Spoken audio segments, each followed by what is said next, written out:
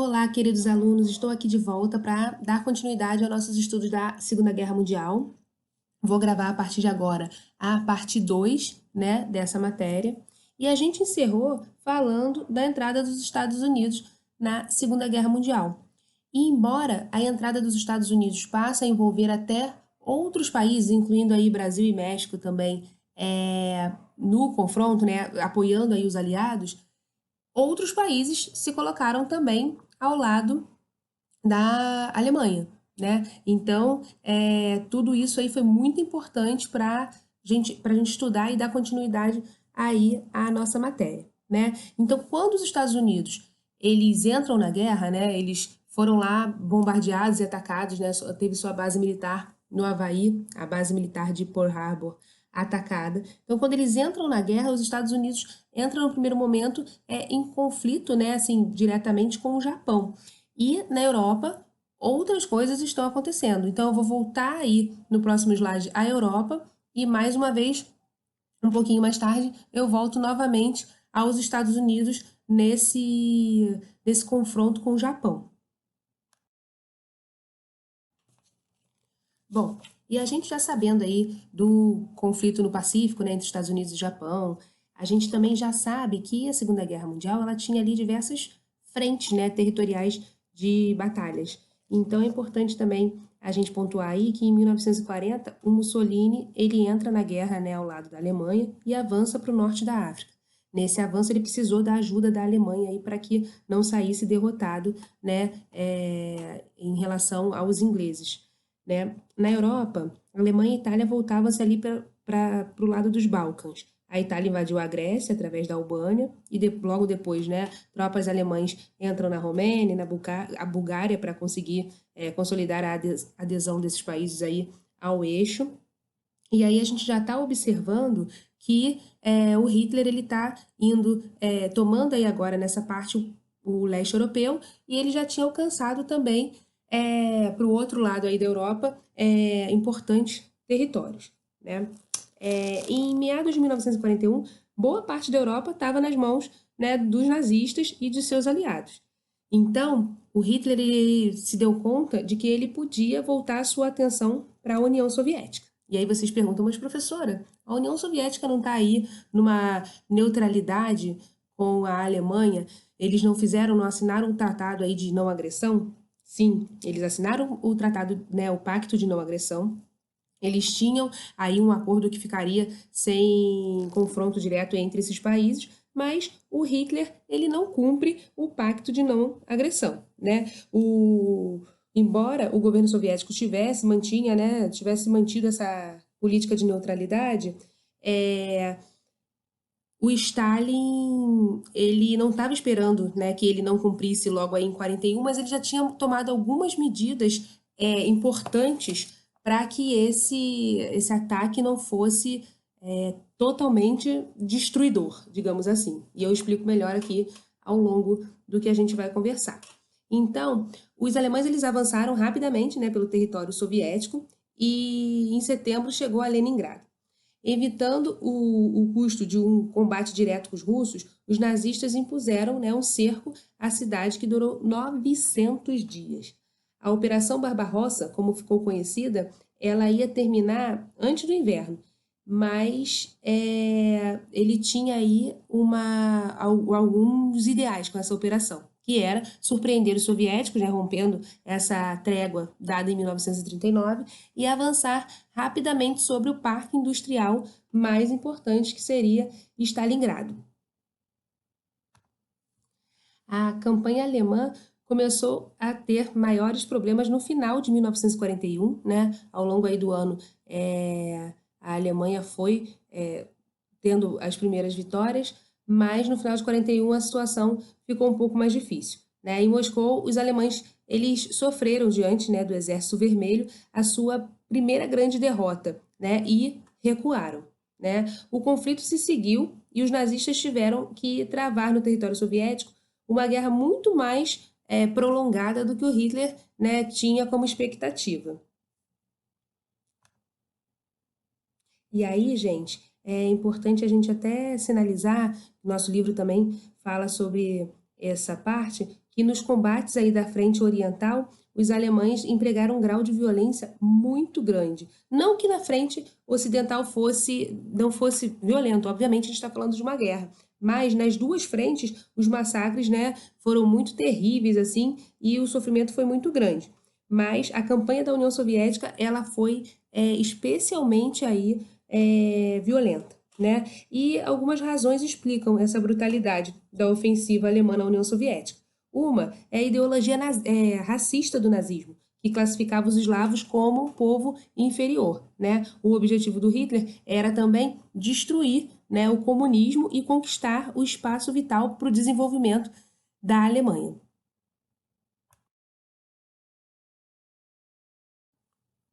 Bom, a Batalha de Stalingrado, ela dura 2 anos, né? Ela começa em 1941 e se encerra mesmo em 43.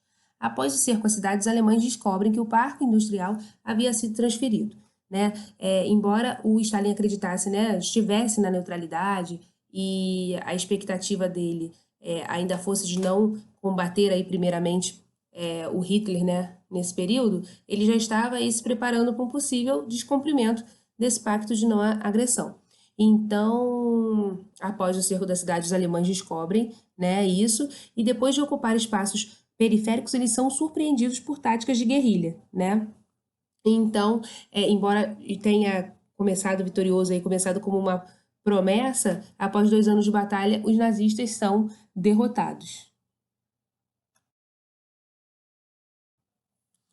E aí se estabelece o que é chamado pelos historiadores de rolo compressor soviético, né? Após a vitória em Stalingrado, os soviéticos avançam sobre o leste europeu para retomar aí esses países, né, e tirar do domínio nazista. O mapa mostra aí em rosa, né, no vermelhinho mais claro, os territórios que a União Soviética consegue, né, obter vitória e retomar, né, tirando aí o domínio nazista nessas regiões. Então, foi uma virada importante, né, para o que vai se consolidar, né, para o que vai vir a ser o final da guerra mais à frente. Então, é uma reação aí que a União Soviética teve, né, que saiu vitoriosa nessas batalhas e é a primeira grande derrota, né? São as derrotas. Iniciou aí com a primeira e aí ele vai tendo algumas outras derrotas, né? E esses territórios sendo retomados pelos soviéticos.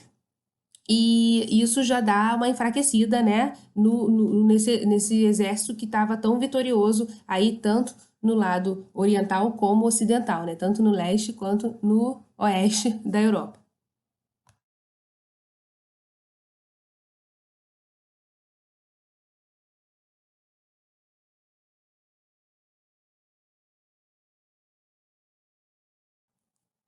E após essa ofensiva aí da União Soviética e as primeiras derrotas da Alemanha, em 1943 acontece a Conferência do Teherã. Bom, essa conferência ela ocorre em Teherã, na capital do Irã, né? Ela reúne os chefes de estados de Estados Unidos, União Soviética e Inglaterra. Então aí falei até fora de ordem. Na foto aí do slide tá o Stalin, né? Que é o líder da União Soviética. No meio está o Franklin Roosevelt, velho conhecido de vocês, presidente dos Estados Unidos. E aí à direita está Winston Churchill, que é o primeiro-ministro britânico. A situação da guerra aí em 1943 exigia, né, um empreendimento em conjunto entre as potências citadas, né, entre as potências que estão aí na fotografia, para que esses países juntos, né, conseguissem, se associassem, né, e conseguissem mais vitórias, né, neutralizar aí a Alemanha em plena guerra. E o que norteou, né, os assuntos aí, os planos que nortearam aí a conferência, era um plano de ataque em solo europeu, né, que ia se efetivar aí pelo lado ocidental, né, tanto no lado ocidental como pelo lado oriental, aí com a União Soviética, e os alvos eram evidentemente as regiões dominadas pelos fascistas e nazistas, tá?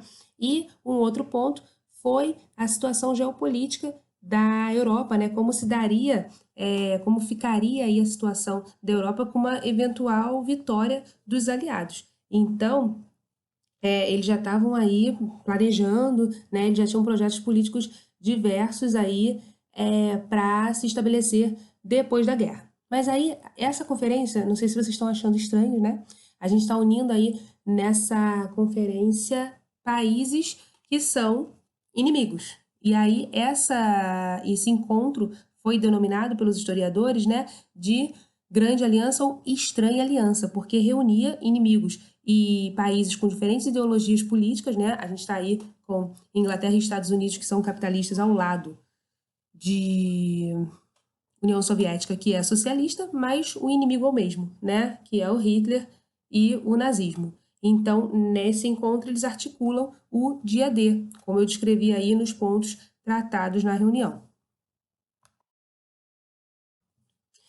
Esse slide, ele é para representar o início da derrota do eixo. Então, são duas tomadas aí, dois planos, né, de invasão da Itália ainda em 1943 e o dia D, né, estruturado, pensado, né, e todo organizado estrategicamente, né, para retomada aí da França, né, para sair, para retirar o governo nazista que está aí dominando a França e que acontece em 1944. Então, é muito mais para indicar a vocês quais eram as ações aí, né, a partir de 43, que estavam fazendo culminar na derrota final do eixo. Lembrando que o eixo é composto de Alemanha, que é nazista, né, da Itália fascista e do Japão. Bom, após o dia D, né, a Europa é aí retomada, né, pelos aliados, e não sei se vocês estranharam aí no slide do encontro entre os líderes, né, dos países que compunham o lado dos aliados, estava faltando representante da França aí, né? Então, com essa retomada, retorna também o general de Gaulle, né, que é o líder da resistência francesa, que no momento da reunião estava na Argélia, tá? Mas o objetivo era voltar à França e reconstruir o país. E o avanço americano e soviético sobre os territórios alemães. Então, essa foto aí é a foto da ocupação soviética em Berlim. É uma foto muito famosa, né, com a chegada aí dos militares e a tomada aí de Berlim por parte dos soviéticos. A ofensiva aliada começou na Ásia, na Batalha de Midway, em junho de 42. Os japoneses, decididos a controlar o Pacífico, atacaram essa base, né, que tem o mesmo nome aí da batalha, e o bombardeio foi desastroso para o Japão, que perdeu um número muito grande de homens, né, e de aviões. A partir de 43, a aviação e a marinha dos Estados Unidos retomaram aos poucos os territórios ocupados pelos japoneses, as ilhas de Marshall, Marianas, Filipinas e outras regiões, né, do Oceano Pacífico. Então, a tática norte-americana aí era de saltar de ilha em ilha, né, até alcançar o arquipélago japonês. Bom, na Europa, a Alemanha nazista assina a rendição em maio de 45, mas a guerra no Pacífico ainda se estende um pouco mais. Né? Ao longo de toda a Segunda Guerra, os cientistas nos Estados Unidos desenvolveram o Projeto Manhattan, que era um projeto de construção da bomba nuclear. Essa bomba ela é usada, né, nas cidades de Hiroshima e Nagasaki, localizadas no Japão, para forçar a rendição japonesa em agosto de 1945, após muitos desgastes do exército norte-americano com o Japão. O número de mortos, né, ultrapassa aí as 60 mil pessoas e atinge números muito grandes, maiores ainda em Hiroshima do que na Nagasaki, mas ambos muito altos, e cerca de metade dessas mortes acontece, né, no primeiro dia. Mas, durante meses seguintes, várias pessoas morreram por causa de efeitos de queimadura, envenenamento radioativo e outras lesões que foram, né, agravadas pela radiação e intensidade aí dessas bombas. Nas duas cidades, a maioria dos mortos eram civis, né? Embora em Hiroshima tivesse bastante militar. Mas muita gente aí que não estava envolvida com a guerra faleceu com esse ataque. Em 15 de agosto aí de 45, né, poucos dias depois do bombardeio, o primeiro de Hiroshima acontece dia 6 de agosto, o segundo dia 9, e aí no dia 15, né, o Japão anuncia sua rendição aos aliados. Em setembro, o governo japonês assina um acordo de rendição, encerrando aí a Segunda Guerra Mundial. O papel dos bombardeios na rendição do Japão e a sua justificativa ética, né, ainda é motivo de muitos debates. E a gente vai ver que esses debates geram em torno, principalmente, em relação à ação mundial, né? E aí qual foi a posição dos países em relação a esse bombardeio.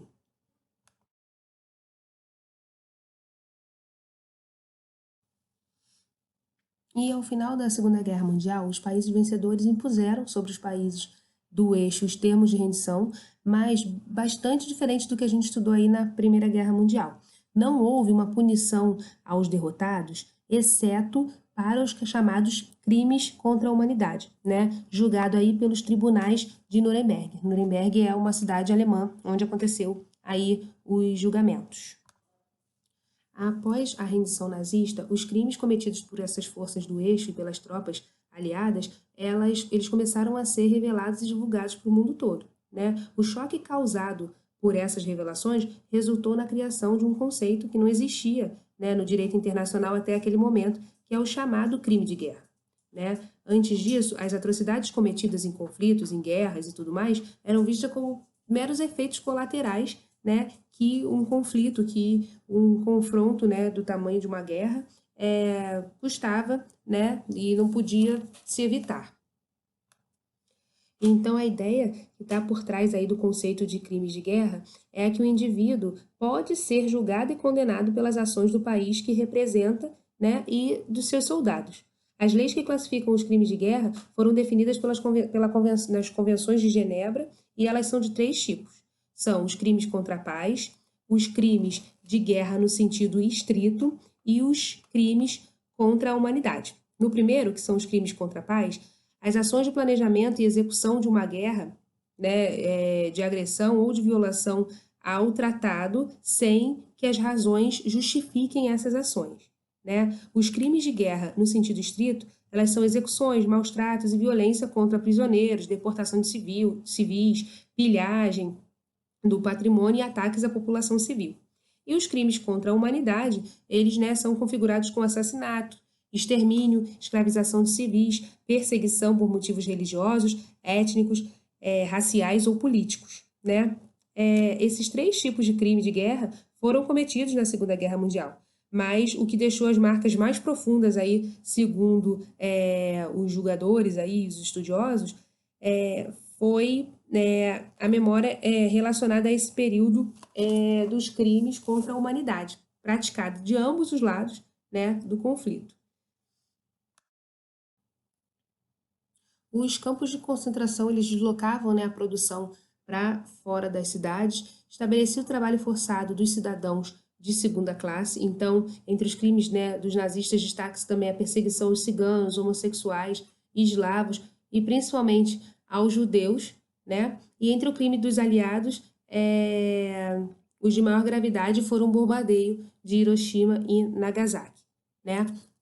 Dentro aí do terror instaurado pelos nazistas, experimentos científicos eram feitos nesses grupos considerados cidadãos de segunda classe, e eles eram verdadeiras cobaias humanas, né? Existe aí até o conhecimento, né, que se ampliou da área médica, infelizmente, por testados em humanos, né, em razão das atrocidades cometidas pelo nazismo.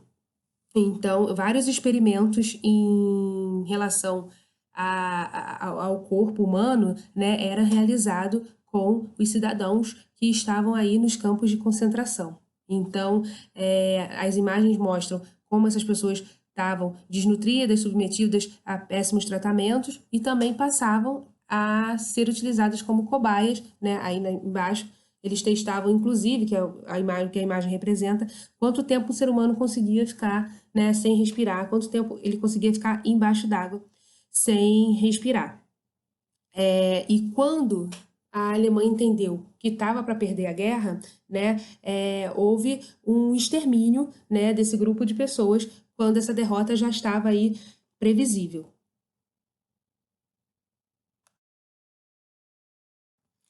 O extermínio aí de judeus e de todos esses grupos aí que estão listados aí nesse slide, ele fazia parte da ideologia nazista, né, de purificação da raça e da ampliação do espaço vital destinado ao desenvolvimento que seria do povo alemão como base ideológica aí do nazismo. Então, junto aos judeus estavam grupos sociais aí determinados como cidadãos de segunda classe, como eslavos, soviéticos, poloneses, ciganos, deficientes, homossexuais, maçons, pessoas aí de outras religiões, né, como Testemunha de Jeová, e estima-se que 500.000 de ciganos, um número muito grande de homossexuais, como está listado aí, é uma estimativa, tá, gente? Não é um número correto e fechado, como a gente não tem na história, né, nas ciências humanas. Então, alguns números aí são apresentados, né, como desacreditados, mas a exceção do número referente à população judaica, né, que através do Holocausto garantiu um apoio para a criação do Estado de Israel. É importante pontuar aí com o final da Segunda Guerra Mundial também a criação da Organização das Nações Unidas, né, a ONU, né, que originalmente foi constituída de 50 nações e tinha a ambiciosa missão de preservar as gerações, né, que vinha aí desse flagelo da guerra, desses problemas de confrontos, né, e a iniciativa, né, de sua criação contribuiu para legitimar a vontade mundial aí de julgar os crimes nazistas. Os princípios estabelecidos pelas Nações Unidas são leis internacionais, válidas para todos os países membros, né? Mas as questões internas de cada país estão fora da jurisdição da ONU. Além disso, a ONU atua, né, na manutenção da paz e da segurança mundial e está limitada pela relação entre a força, né, e os interesses das nações.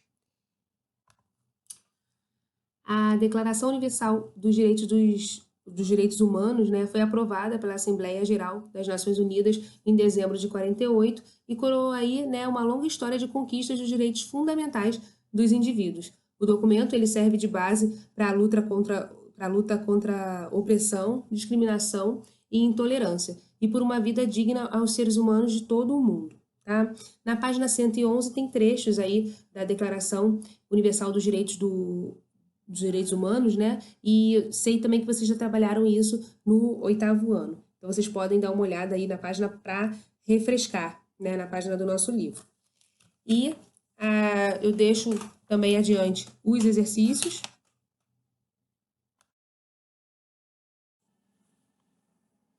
E os exercícios são das páginas 103 e 111. A gente vai iniciar a nossa próxima aula com essa correção e para tirar dúvidas e tudo mais. E eu aguardo vocês, tá?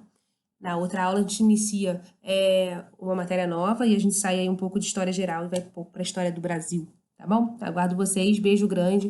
Qualquer dúvida, falem com a professora, não vamos deixar dúvidas a acumular, tá? E eu tô gostando muito da participação de vocês na aula. Muito obrigada!